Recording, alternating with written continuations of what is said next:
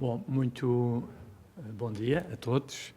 Muito obrigado pela vossa presença. Estamos aqui, portanto, na sessão de abertura deste Congresso Regiões e Autonomias Insulares, Perspectivas Históricas. Eu dava as boas-vindas a todos, em particular aos vários conferencistas que irão aqui evoluir nos próximos dias, fazer aqui um cumprimento especial àqueles que vêm do exterior. Temos nesta sessão de abertura 3 intervenções, curtas, seguramente. A primeira será pelo Dr. Filipe Santos, diretor do Centro de Estudos de História do Atlântico, a quem passo no imediato a palavra. Ora, muito bom dia.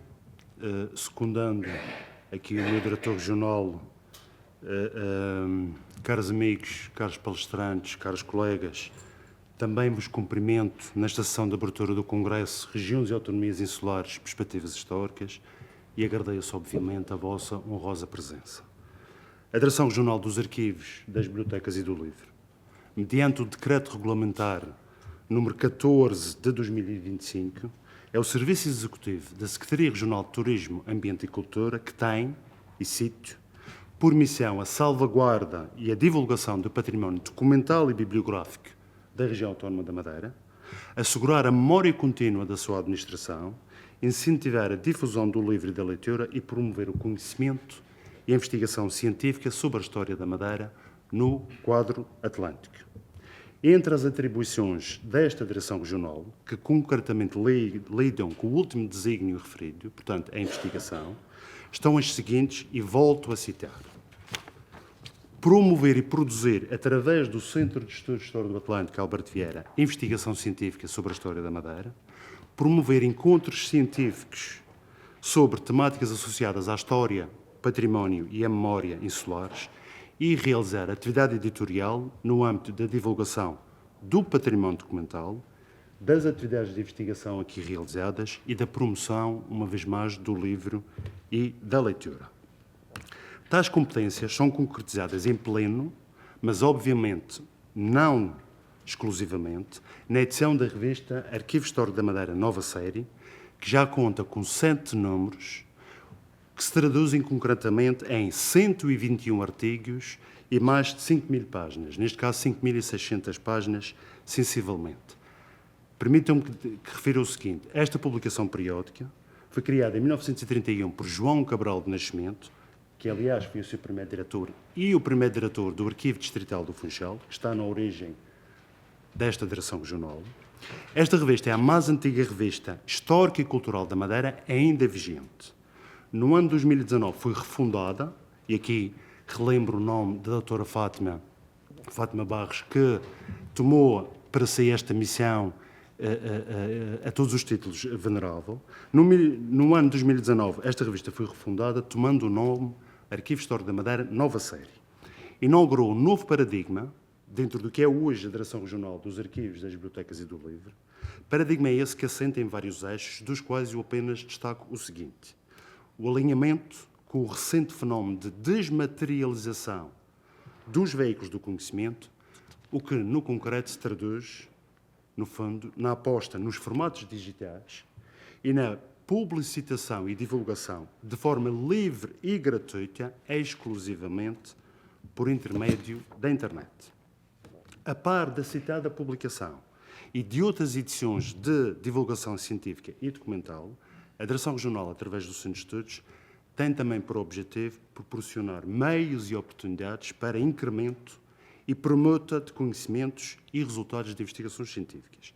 Nesse sentido, já em anos trazados, se organizaram 2 magnos congressos. 2021, o Congresso de História da Madeira, Rumos de Pesquisa, Problemáticas e Análises. 2023, o Congresso Internacional, Modernidade e Globalização no Mundo Atlântico, Relações, Diálogos e Trocas. Acresce ainda, e porque merece igual menção, o 14º Congresso Internacional da REFAT, Rede dos Estudos dos Fascismos, Autoritarismos, Totalitarismos e Transições para a Democracia, o ano passado, subordinado ao tema ditaduras, colonialismos e migrações no espaço atlântico. Neste ano, 2025, continuamos a fornecer ensejo para divulgar e pôr em diálogo pesquisas e indagações relacionadas com a memória, a história e o património, desta feita em torno da emergência e consolidação das autonomias insulares, com efeito, já todos sabemos, uma das principais heranças da Revolução de 25 de Abril de 74 e aprovada a Constituição da República Portuguesa de 1976 foi efetivamente a criação das regiões autónomas na Madeira e nos Açores. E considerando esta efeméride do meio século, 50 anos desta efeméride, este Congresso tem por desiderato, numa visão comparativa, situar as noções de região e de autonomia no quadro das Ilhas Atlânticas sob influência ibérica, digamos assim, Açores, Canárias e Madeira, usando para esse efeito as ferramentas e os instrumentos próprios da historiografia e não só, e considerando diferentes unidades de análise, na curta, na média e na longa duração. Há vários objetivos que este Congresso pode atingir. Eu, com vossa licença, saliento 4. 1. Abordar as regionalidades e as autonomias insulares, considerando as ilhas enquanto espaços identitários e tendo em conta não só a ordem política e administrativa, mas também a ordem económica, social e cultural. 2. Analisar o percurso dos movimentos autonomistas e as suas consequências no ordenamento jurídico ou político e no debate público contemporâneos. 3. Entender as autonomias insulares no confronto, simultaneamente relação e reação com esferas de poderes nacionais e supranacionais. 4. Comparar as regiões e autonomias insulares, procurando similitudes e especificidades. O Congresso, como podeis ver no programa, será composto por 10 conferências, proferidas por 11 investigadores e académicos de nomeada, de alta carreira, com obra científica da maior relevância na temática em apreço, os quais passamos a referir. Ana Madalena de Rico de Sousa, do Centro de Estudos de História do Atlântico, Avelino de Freitas de Menezes, da Universidade dos Açores, José Adrián García Rojas, da Universidade de La Laguna, Isabel Maria Freitas Valente, da Universidade de Coimbra, Susana Goulart de Costa, que amanhã estará connosco, da Universidade dos Açores, Paulo Miguel Rodrigues, da Universidade da Madeira, Santiago de Luxão Meléndez e Ramón Díaz Hernández, da Universidade de Las Palmas, já jubilados, Paulo Vitorino Fontes, da Universidade dos Açores, Jorge Freitas Branco, do Isqueté, também já jubilado, e Fernando Tavares Pimenta, do Centro de História do Atlântico, Alberto Vieira. Em sinergia com esta atividade e com a atividade editorial que o Centro de Estudos tem vindo a desenvolver, eu devo dizer que temos por objetivo que os artigos que correspondem a estas conferências venham a ser inseridos num futuro número da revista Arquivo Histórico da Madeira, nova série. Pelo menos é esses os nossos planos, se nos for permitido. A assistência ao Congresso é livre, gratuita e aberta a qualquer interessado, como foi, aliás, divulgado em boa hora em vários canais, inclusive pela imprensa e até no site da Direção Regional. A assistência fica somente dependente da inscrição prévia, através do endereço oficial do Centro de Estudos de História do Atlântico. Já agora, apenas uma nota procedimental. No último dia, depois da última conferência, eu, na qualidade de diretor de serviços, estarei aqui durante alguns momentos para passar os certificados da assistência para quem os pretender. É importante também notar que as várias conferências são gravadas, ficando posteriormente os correspondentes registros visuais e sonoros disponíveis no canal do YouTube da Direção Regional. A terminar, quero agradecer penhoradamente a todas as pessoas e instituições que contribuíram para a realização deste Congresso. Ao Sr. Secretário Regional de Turismo, Ambiente e Cultura, Dr. Eduardo Jesus, e ao Sr. Diretor Regional, Dr. Nuno Mota, aqui presentes, muito obrigado por todo o apoio, por todo o patrocínio.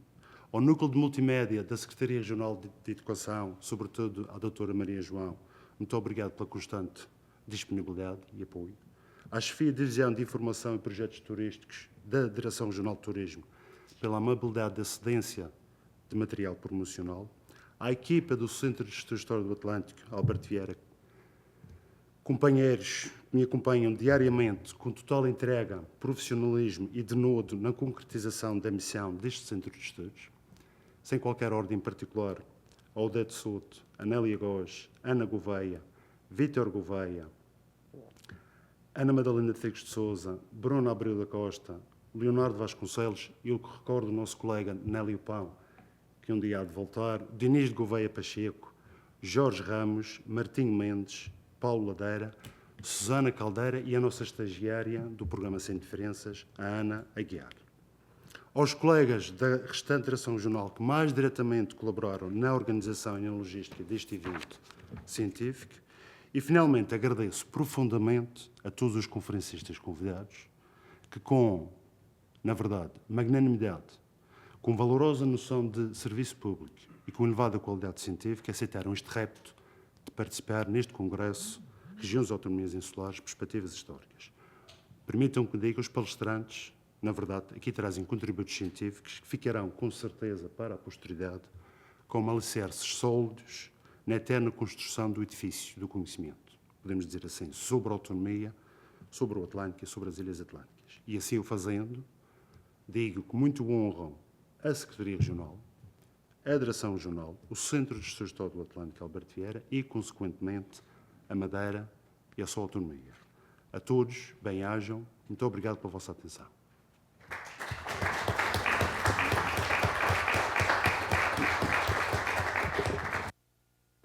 Muito obrigado por esta apresentação muito sistemática deste congresso, que acho que só denuncia o empenho que o Sr. Diretor do Centro de Estudos tem tido na organização em concreto deste evento. Passaria então a palavra ao Dr. Fernando Pimenta, aqui na qualidade de Presidente do Conselho Científico do Centro de Estudos Histórico do Atlântico. Excelentíssimo Sr. Diretor da Direção Regional dos Arquivos, das Bibliotecas e do Livro, excelentíssimo Sr. Diretor de Serviços do Centro de Estudos de História do Atlântico, Alberto Vieira, excelentíssimos senhores e senhoras conferencistas, caros colegas, caros amigos, a toda a assistência, excelentíssimo Sr. Padre José Luís, que saúde vivamente, que me casou. Bom dia a todos e a todas. Na qualidade de Presidente do Conselho Científico do Centro de Estudos de História do Atlântico, Alberto Vieira, não posso deixar de me regozijar e de expressar todo o meu apreço pela realização deste congresso, em boa hora pensado e organizado pelo CEIA, e que procura colocar em perspectiva as noções de região e de autonomia, como já foi dito, no quadro espacial definido pelos arquipélagos atlânticos dos Açores, da Madeira e das Canárias, portanto, 3 dos arquipélagos da Macaronésia. 3 arquipélagos que fazem parte de 2 Estados ibéricos, Portugal e Espanha. Trata-se, sem dúvida, de uma temática basilar para a história e na história contemporânea das Ilhas Atlânticas, mas com implicações que superam os limites das próprias ilhas. No caso português, e é isso que eu aqui vou sublinhar, a importância da questão autonómica é de tal ordem que ela está consagrada, como já foi dito e bem, o princípio da autonomia e o próprio regime autonómico estão consagrados na Constituição da República Portuguesa de 1976. O título 7º da Constituição, aprovada em 2 de abril de 76, instituiu as regiões autónomas dos Açores e da Madeira, cujo regime político-administrativo, logo no primeiro artigo do título, isso é explícito, se fundamenta nos condicionalismos geográficos, económicos, sociais e históricos e nas históricas aspirações autonomistas das populações insulares. Históricas aspirações autonomistas das populações insulares. Mas uma autonomia que visava, antes de mais, a participação democrática dos cidadãos, o desenvolvimento económico e social e a promoção e defesa dos interesses regionais, bem como o reforço da unidade nacional e dos laços de solidariedade entre todos os portugueses. A Constituição é aqui, de facto, extraordinariamente límpida, transparente, quanto, digamos, aos princípios que norteiam o regime autonómico. A Constituição aduz, portanto, e diretamente às históricas aspirações autonomistas das populações insulares, pelo que é a própria história, a servir também de instrumento e de elemento justificativo e, em certa medida, legitimador da instituição da autonomia. Daí que também este debate e a análise historiográfica, não é, da questão autonómica e do regionalismo também, mas da questão autonómica seja particularmente pertinente. Mas, como referi, a Constituição aduz também e expressa claramente que a autonomia visa a participação democrática dos cidadãos, reconhecendo que nas ilhas a democracia se concretiza pela instituição de regimes de autonomia política e administrativa. Ou seja, autonomia insular e democracia estão, pelo menos no caso português, indissoluvelmente ligadas e interdependentes no quadro do processo revolucionário disputado pelo 25 de Abril e no quadro do processo de construção do regime democrático que se segue ao 25 de Abril e que resulta, desde logo, na promulgação da Constituição de 1976, uma Constituição democrática, eu diria a primeira Constituição verdadeiramente democrática do Estado português, porque institui, desde logo, reconhece o sufrágio universal que já tinha sido, portanto, usado meses antes nas eleições para a Constituinte, mas que agora tem na Constituição, efetivamente, o seu reconhecimento. Lei fundamental essa que também reconhece pela primeira vez uma autonomia autêntica e não meramente administrativa ou, digamos, de fachada dos arquipélagos dos Açores e da Madeira. Isto significa uma coisa muito simples e é isso que eu quero chegar. Não há autonomia sem democracia. Não haja ilusões. Não há autonomia sem democracia. Não há autonomia com regimes autoritários. Não há autonomia com ditaduras. A história, como dizia Marc Bloch, e eu nesse aspecto estou perfeitamente de acordo, a história, para além da sua componente científica, tem efetivamente uma mais-valia, a de formar o cidadão, a de contribuir para a formação do cidadão, de um cidadão mais informado.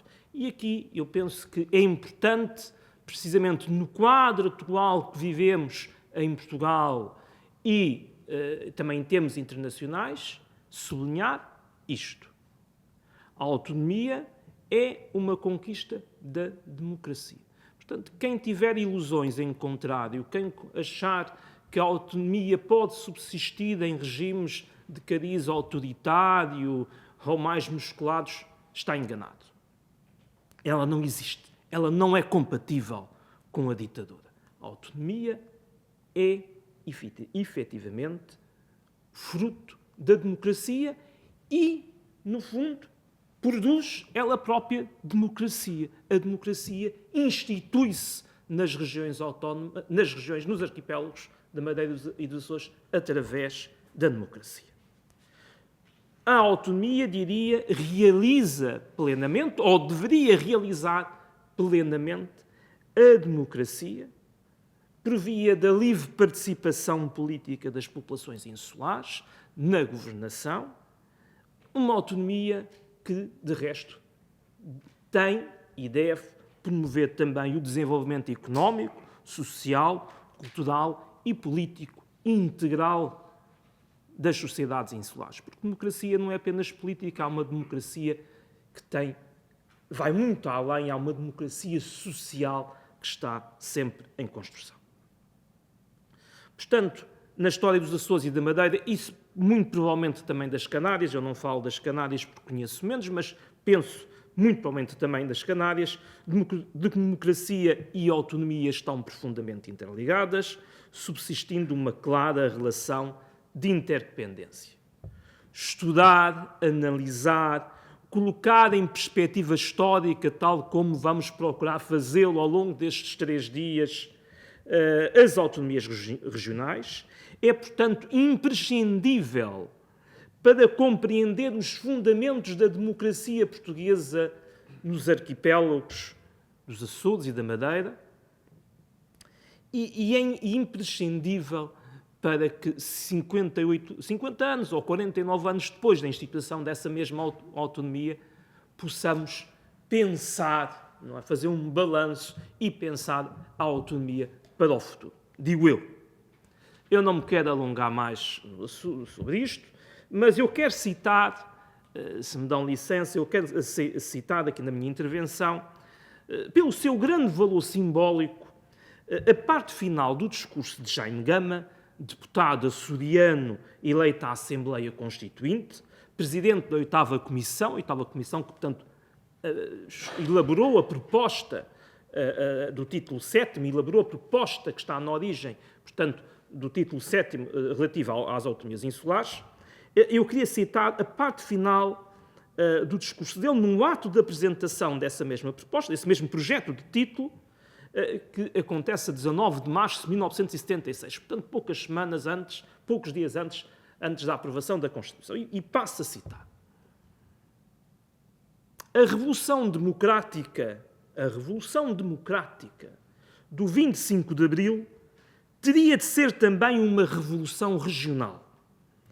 A descentralização e a autonomia são peças essenciais da vida democrática de uma nação livre.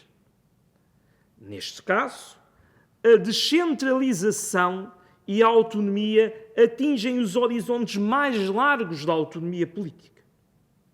Senhor Presidente, senhores deputados, alguns séculos após terem sido descobertas e povoadas por portugueses de várias origens, as ilhas esquecidas ou mal conhecidas dos Açores e da Madeira atingem, graças ao espírito da democracia que a todos nos anima, a sua maioridade constitucional.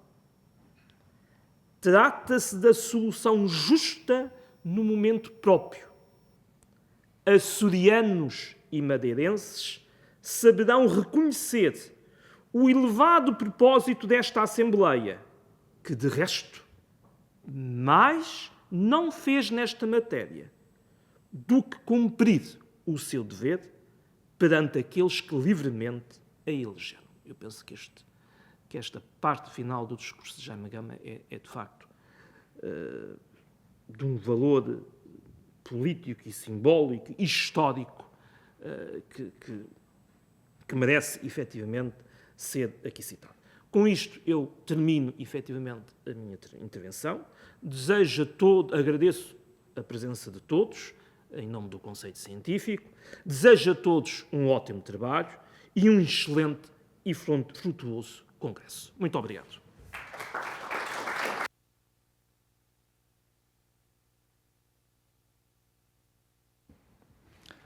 Muito obrigado, Dr. Fernando Pimenta, pela interessante comunicação, que penso que lança aqui bases sólidas para o debate e a discussão que poderemos ter nos próximos dias sobre estes temas. Cabe-me a mim encerrar esta sessão de abertura. Eu vou querer deixar aqui, no fundo, 3 notas, que eu diria que são, ao mesmo tempo, expressões de contentamento e de regozijo. Em primeiro, em relação à realização deste congresso, que queria aqui tomar como mais uma prova da capacidade de concretização do Centro de Estudos de História do Atlântico, Alberto Vieira. Nós, de facto, desde 2020, a altura em que este centro de investigação passou a integrar a também nova Direção Regional do Arquivo e Biblioteca da Madeira, temos feito um esforço no sentido da otimização e da capacitação desta estrutura para a produção de investigação e conhecimento na área da história, da cultura e do património insulares, para a produção de resultados no âmbito da comunicação de ciência, para o reforço da sua afirmação no plano editorial, E eu penso que hoje podemos fazer um balanço que é francamente positivo e que, no fundo, nos pode relevar o sucesso deste esforço de organização e de gestão. Hoje em dia, o Centro de Estudos é uma estrutura, na minha opinião, mais capaz, mais diversificada, mais aberta, mais participativa, num certo sentido, mais democrática e, sobretudo, era este o aspecto que queria focar, capaz de uma apresentação consolidada de resultados. E eu acho que este Congresso é precisamente mais uma evidência disso mesmo e, portanto, não posso deixar de agradecer com toda a sinceridade a toda a equipa do Centro de Estudos, a começar pelos colaboradores que garantem a portaria à entrada deste edifício e a acabar no diretor do Centro de Estudos, no presidente do Conselho Científico, uma palavra também de agradecimento aos restantes membros do Conselho Científico por toda a colaboração que têm tido.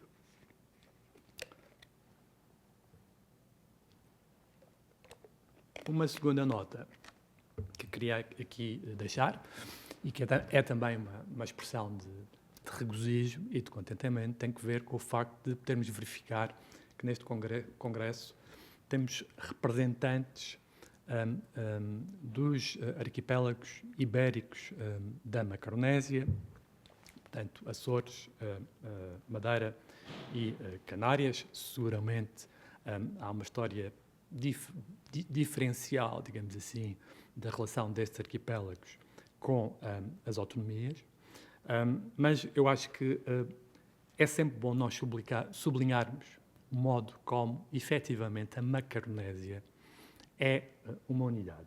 É uma unidade, como é óbvio, no sentido territorial, geográfico, geofísico, mas eu diria que é mais importante neste contexto nós relevarmos o modo como a Macaronésia é também uma unidade histórica e uma unidade sociológica.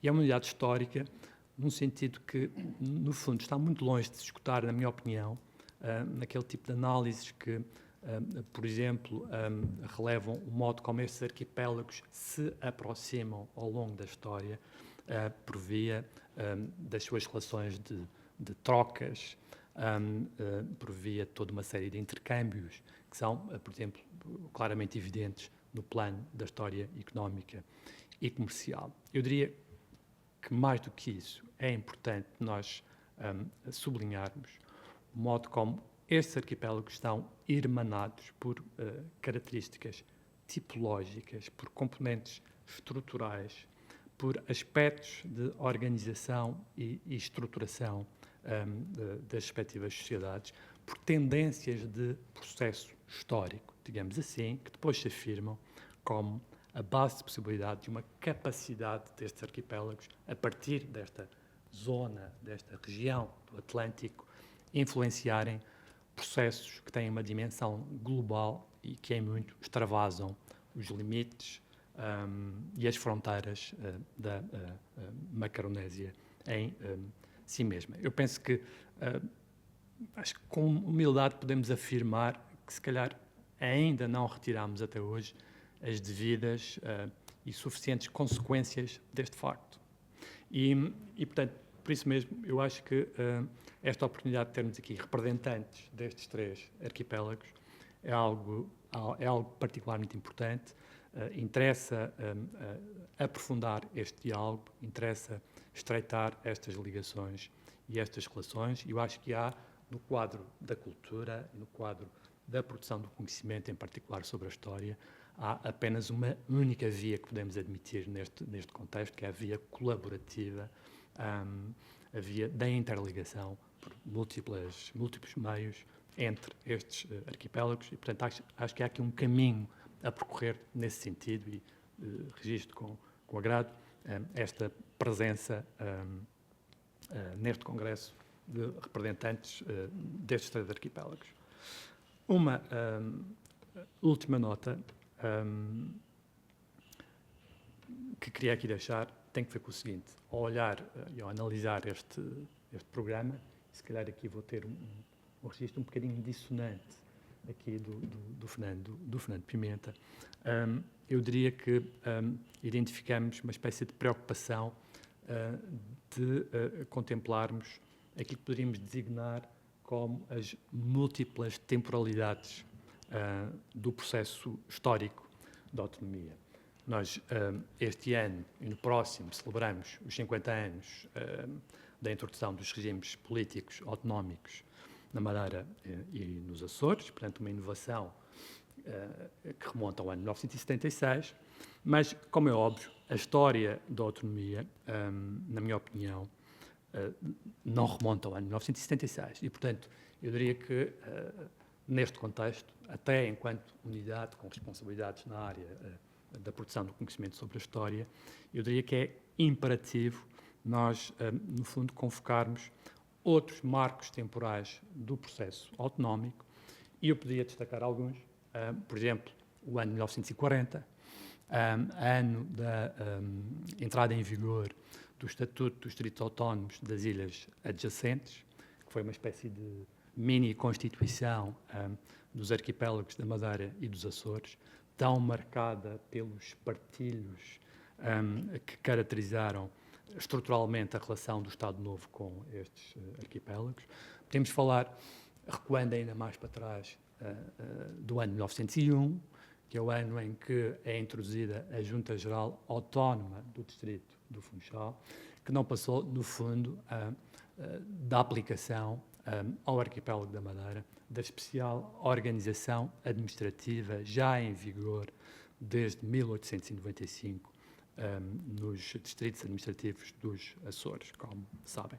E podemos recuar ainda mais, porque não recuarmos, por exemplo, até às reformas pombalinas, que foram um contexto, no fundo, da introdução de inovações e desenvolvimentos, digamos assim, no plano da burocracia do Estado, com novas soluções administrativas visando ganhos de racionalização e de otimização e de uniformização da máquina burocrática do Estado, com consequências também na Madeira, como sabemos, ao nível da introdução de novas soluções institucionais que permitiram ganhos de otimização, digamos assim, ao nível do governo da ilha, da administração do arquipélago, em várias áreas, e há um caso muito conhecido e até explorado, por exemplo, o professor Paulo Miguel Rodrigues, da Junta da Real Fazenda, e por que não explorarmos a hipótese de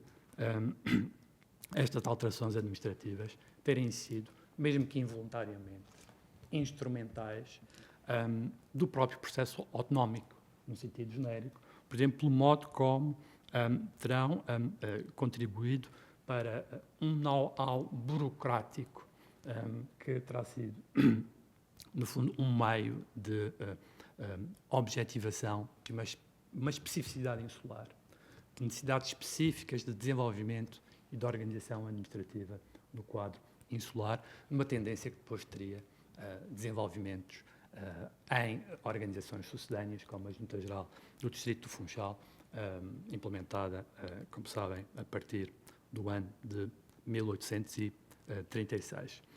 E eu pergunto, no fundo, para concluir, se não devemos recuar ainda mais, e isto aqui é uma provocação ao colega Fernando Pimenta, e pergunto se, para compreendermos a autonomia enquanto processo histórico, não devemos mesmo recuar ao início da humanização do povoamento destes espaços arquipelágicos. Eu devo recordar que prefazem, nós não temos falado muito nisto, mas prefazem precisamente este ano, 2025, 600 anos desde o início do povoamento e da presença humana ininterrupta e continuada no arquipélago da Madeira.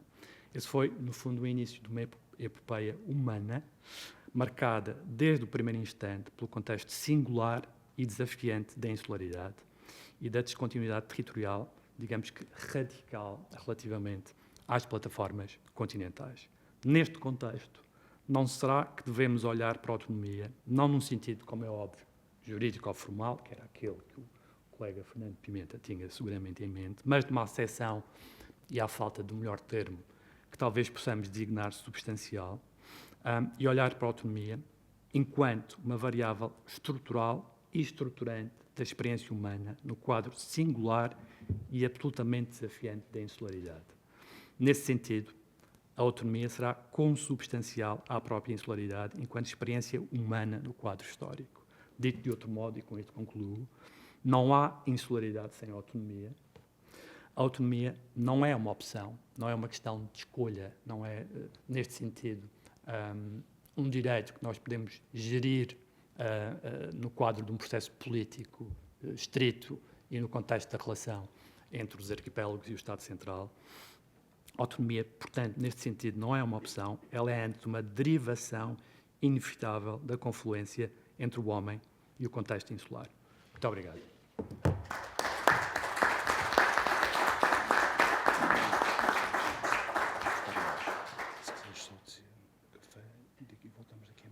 Certo, muito bem. Vamos então agora fazer um pequeno intervalo. Temos um café lá fora e regressamos então para a primeira conferência daqui a cerca de 30 minutos. Obrigado.